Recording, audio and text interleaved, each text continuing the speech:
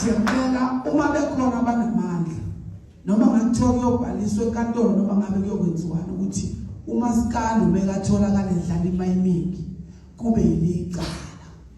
ngoba imali abayitholayo labantu abadlala instrument I think mhlawumbe nayisiwona even u5% of imali kufanele ngabe bayayithola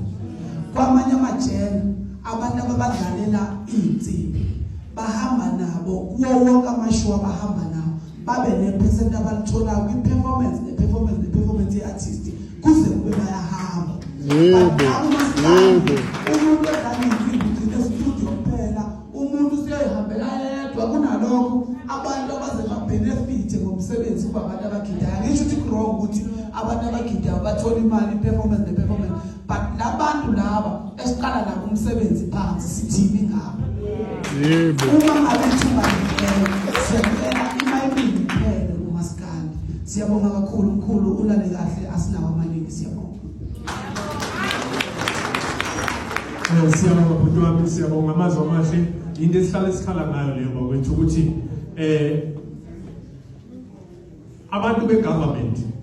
bayasibulalela umculo ngoba bavele bathi hayi umuntu athi sifike licharge imali yakhe ithi imali engako athi umuntu hayi ngoba azi ukuthi naye ufuna ukuthola la kule mali